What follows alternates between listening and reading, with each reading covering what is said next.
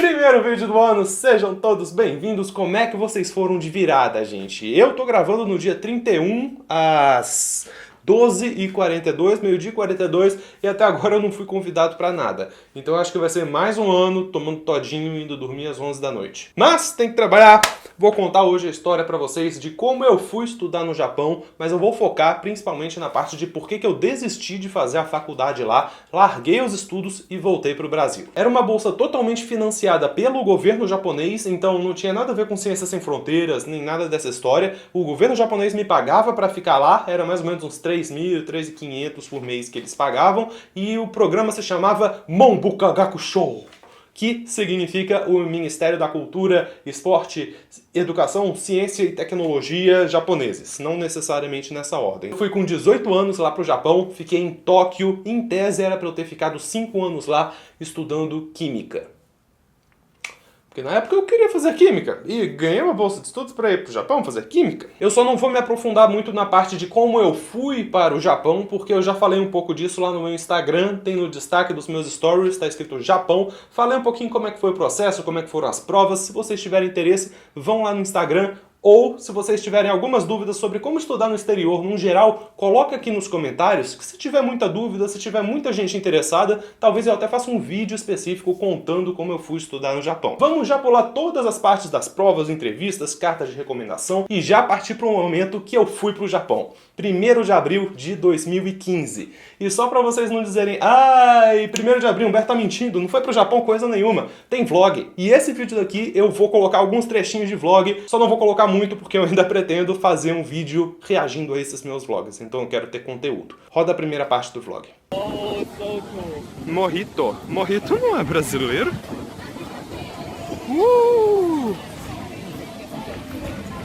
Eu vim vestido propriamente.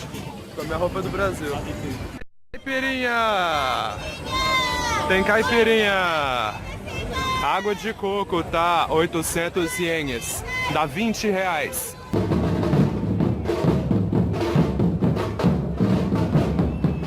Coxinha. Olha ali seus coxinha. Enfim, lá estou eu, Miniberto, de 18 anos, no Japão. Quem nunca morou longe da família não sabe como é que é a sensação. Mas quem já morou sozinho, quem já precisou ir para outro estado ou até para outro país, sabe muito bem. Não é uma sensação fácil, ainda mais quando você é muito jovem. Essa foi uma das primeiras sensações de choque que eu tive, mas assim, todo mundo algum dia vai sair da casa dos pais, então não foi esse motivo que me fez querer voltar. Mas é só aquele choque inicial, sabe? Quando você tá longe da sua família pela primeira vez na sua vida. Então eu senti isso um pouco. Mas teve muito mais crise existencial além disso, até porque eu tava do outro lado do mundo, tava longe totalmente de toda a minha rede de apoio. Não era que a qualquer momento eu podia ir na casa dos meus pais ou ir ali dar uma voltinha e voltava. Tava do outro lado do mundo, literalmente Chikyu no Hantaigawa, que significa do outro lado do planeta Terra. Vou falar algumas coisas em japonês ao longo do vídeo também, vocês se acostumem com... Mas tá bom, o que rolava? Era pra ter ficado 5 anos lá. O primeiro ano eu fiquei na Tokyo Daikokugo Daigaku, que significa Universidade de Tóquio de Línguas Estrangeiras. Tóquio, Gaikokugo, Gai é estrangeiro, Koku é país e Go é idioma. Então, Gaikokugo é idioma estrangeiro. Daigaku, Dai é grande, Gaku significa estudo, Daigaku significa universidade. Então, Universidade de Tóquio de Línguas Estrangeiras. A ordem do japonês é muito bizarra. Enfim, na Tokyo Gaikokugo Daigaku, o que acontecia? Japoneses iam lá para estudar idiomas diversos, alguns até estudavam português, começava a falar, oi, a gente se cruzava assim e falava, tudo bem? Ele falava, noiva. Aí a gente não entendia, porque, não sei, era meio confuso.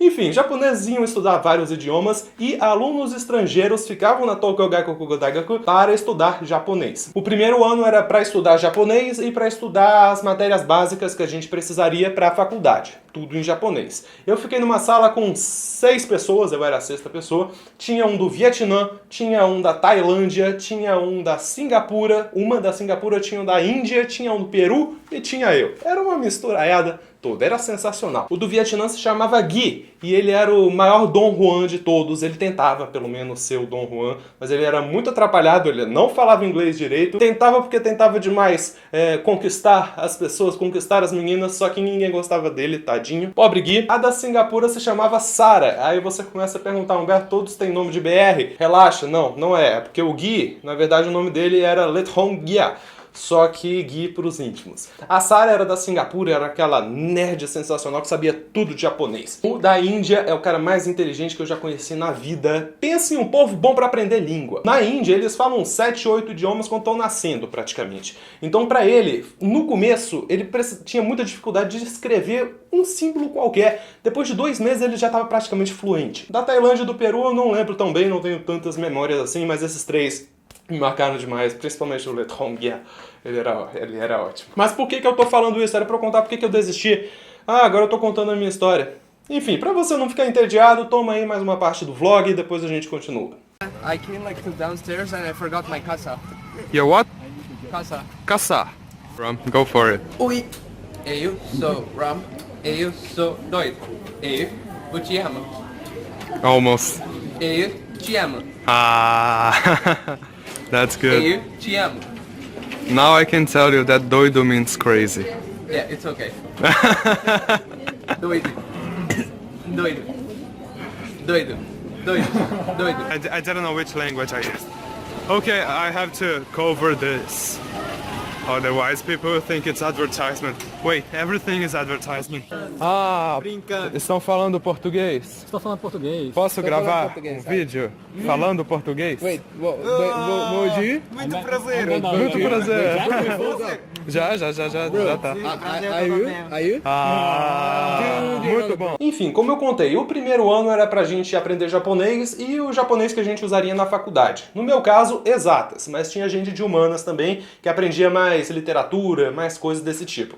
Eu aprendi exatas, ciências, matemática, aprendi algumas coisas de matemática básicas, só que diferente como ensinam aqui no Brasil. Então era engraçado, até os exercícios de matemática básica eram difíceis porque não era o jeito que a gente estava acostumado a entender matemática aqui no Brasil. Isso daqui é a imagem da minha prova de bimestre, né? E uma das questões você tinha que associar o conceito matemático com os ideogramas e escrever a pronúncia das palavras.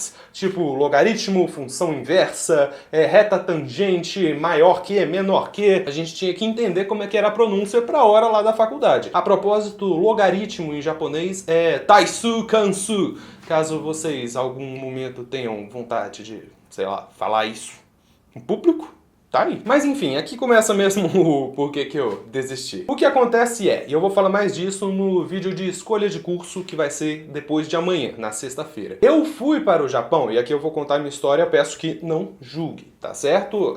Era a minha situação, aconteceu comigo, mas o que acontece? Eu fui para o Japão, foi muito por impulso. Mesmo que o processo tenha levado praticamente 1 ano para acontecer, muitas coisas realmente, muito trabalho, muito suor para eu ter que aprender cálculo em matemática, para fazer a prova de matemática para ir para o Japão, e a única questão que eu acertei da prova foi a de cálculo. Tirei 3 de 10 em matemática na prova para ir. Foi absurdo o negócio. Eu ralei muito e ainda assim foi muito difícil. Só que a questão não é que foi muito difícil. A questão aqui foi por impulso. Surgiu a oportunidade de fazer química no Japão, eu pensei, eu gosto de química, eu quero ser químico, estou na UNB aqui, mas, poxa, por que não? Então, surgiu a oportunidade e eu pensei, vale a pena tentar. Só que eu não parei pra refletir que, eu não era um apaixonado por cultura japonesa, eu não tinha considerado ir pro Japão antes, então apareceu assim, eu falei, gastei todas as minhas energias, investi a minha vida em um negócio que não era exatamente o que eu queria, e fica a lição. Você está investindo muito das suas energias em alguma coisa que às vezes nem é muito a sua cara. Talvez você esteja trabalhando demais em uma coisa que não é muito você não se vê fazendo isso. Reflete um pouquinho sobre isso, foi o que aconteceu comigo em relação a isso do Japão. Mas isso aqui é só um parêntese, na verdade teve motivos específicos que me fizeram querer voltar, só que fica com isso na cabeça porque a gente vai falar no vídeo de quarta-feira sobre escolha de curso.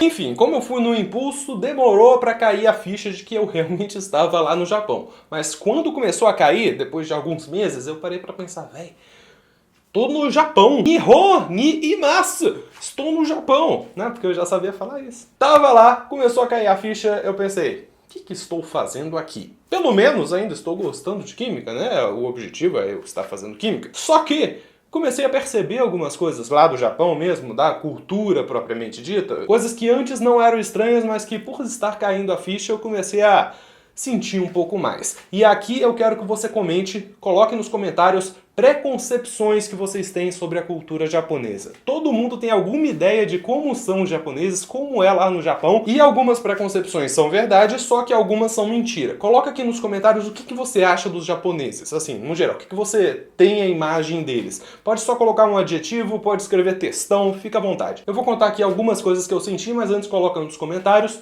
Primeira coisa que eu senti, será que eles são realmente muito rigorosos? Será que a cobrança lá é muito grande, de estudo, de trabalho? E sim, lá é uma cultura muito assim. Eles se cobram demais entre si e a si mesmos. Eu ainda estava numa universidade que era de alunos estrangeiros. Então, assim, o único contato com o japonês mesmo que a gente tinha era dos professores, dos diretores, dos colegas japoneses que estudavam outras línguas. Não era tanto o contato assim e você já sentia muito essa cultura de cobrança. Eu imagino que se na nossa bolhazinha de alunos estrangeiros já era assim, na cultura japonesa mesmo seja ainda mais intenso. A segunda coisa que muitas pessoas talvez achem é japonês não gosta muito de brasileiro, estrangeiro no geral. E assim, dentro da universidade, você estava em contato com alunos estrangeiros, professores que davam aula para alunos estrangeiros e japoneses abertos a aprender idiomas estrangeiros. Então era um ambiente muito acolhedor, era um ambiente muito simpático. Só que você pisava fora, dava pra sentir um pouco assim de as pessoas olhando um pouco torto, sabe? Quando você tenta falar com elas em japonês, elas já ficam assim, de um jeito estranho que ficava um pouco desconfortável, sendo só esse o tratamento que você recebia. Em qualquer lugar, praticamente, os japoneses olhavam um pouco torto assim, viam que era estrangeiro. Então, sei lá, estar em um país em que você é sempre tratado desse jeito, mesmo que não seja por amigos e tudo, por estranhos mesmo, eu me senti um pouco desconfortável. Eu não sei como é que vocês se sentiam. Mas isso é detalhezinho, nem é isso o mais importante. Na verdade, o que vocês provavelmente comentaram demais aqui foi que os japoneses são frios, rigorosos demais, parecem até, são muito mecânicos. Será que vocês têm essa sensação? Eu tive essa sensação de que eram frios demais, não era um ambiente acolhedor, mas isso é mentira. Os japoneses não são frios e rigorosos e tudo mais. Na verdade, quando você começa a conversar com eles, quando eles se abrem, eles são um dos povos mais sociáveis do mundo. Eles adoram festa, adoram conversar, adoram happy hour, adoram todas essas coisas. Só que enquanto você ainda não conhece eles, realmente são rigorosos, robozinhos praticamente, um negócio muito formal. Por que que eu senti que eles eram frios e tudo mais? Se quando eles se abrem, eles ficam todos sociáveis, todos legais, todos amigos.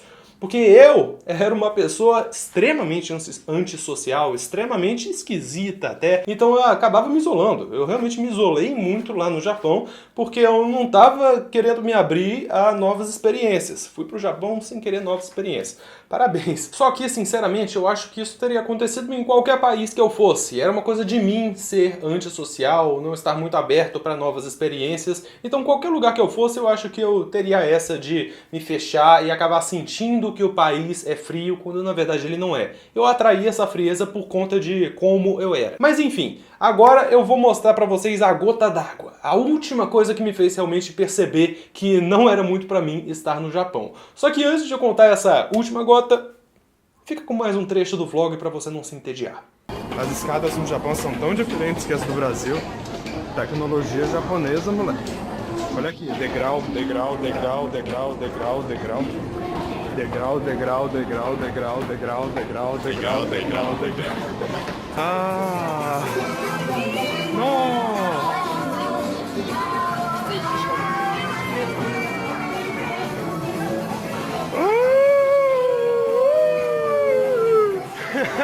Aqui são jogos pras divas. What is it, Jason? Hatsunemiku. What's that? Music. Okay. Ela tá segurando um esfregão. E toda vez que eu falo Jason, ele olha pra trás. Viu? Uma estátua do Charizard, do Pikachu montando o Charizard.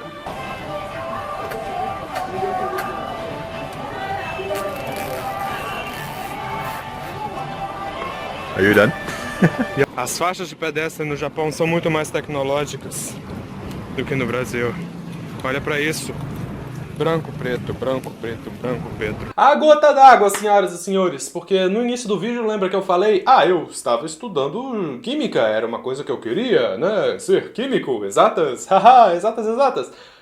Não tive mais interesse nenhum em exatas. Não gosto mais de química, não estou mais gostando, não estou sentindo mais interesse nenhum pelas aulas de exatas, sendo que eu estou do outro lado do mundo para estudar isso por 5 anos? Se você não consegue imaginar essa sensação, minha barba tá suando, tá tão quente aqui. Fui lá pra fazer isso e não quero mais fazer isso. Foi uma sensação bizarra. E olha que nessa época eu ainda nem tinha apanhado de um japonês. E sim, eu apanhei de um japonês. E sim, tem vlog disso. E não, eu não vou mostrar agora, você tem que ver até o fim do vídeo. Se eu mostrasse agora, você saía, porque a melhor parte é eu apanhando do japonês. Não. Vai ter que ficar aqui até o fim. E eu vou contar agora pra vocês, ok, tava aquele choque, oh meu Deus, não gosto mais de química, mas o que aconteceu? Nessa época eu já gostava um pouco, só que eu me reapaixonei por fotografia. E quem acompanha o canal daquela época sabe muito bem, Revolução Fotográfica, todas essas coisas. Quem é da época do Revolução Fotográfica? E que eu mudei o nome do canal, comecei a fazer vídeo de fotografia. O que estava acontecendo? A água estava balançando muito o tripé, então a longa exposição não estava dando certo. Então eu tive que improvisar. Eu botei meu tripé bem aqui, a terceira perninha eu aumentei um pouco mais para ela ficar um pouco mais estável. Eu estou tentando de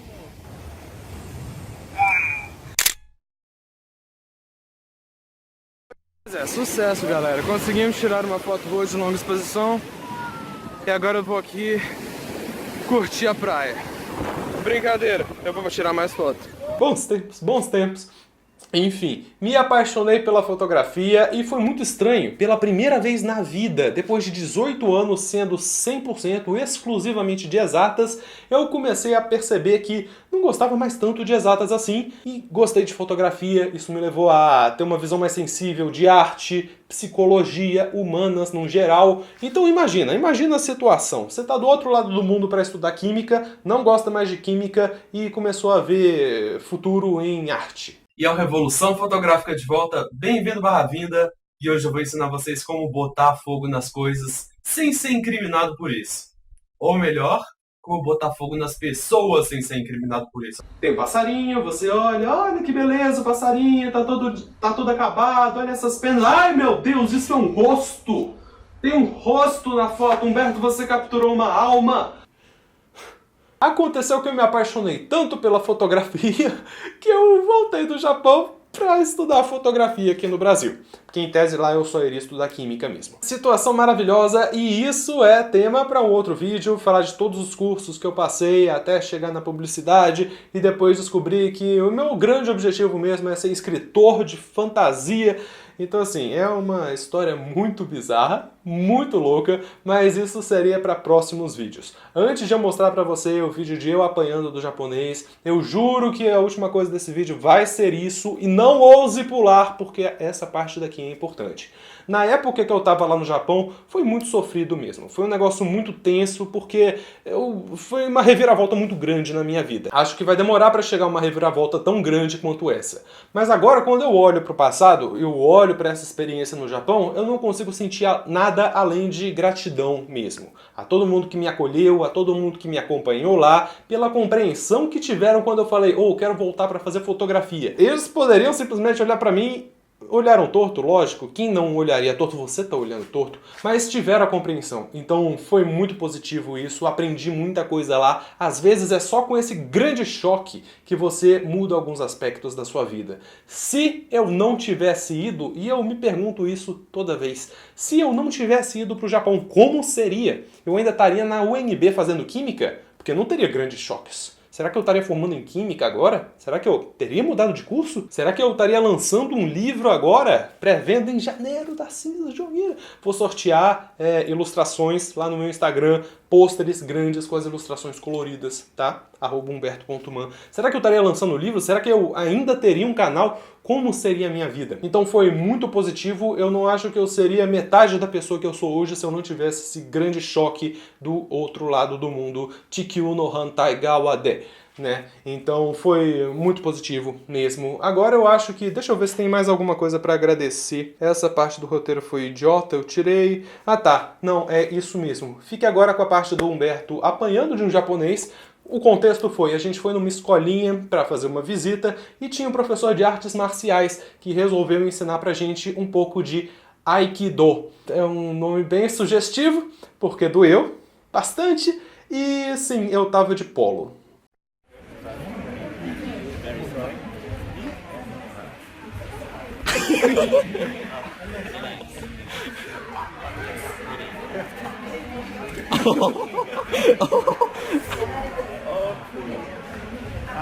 Okay. Come on. Take a picture.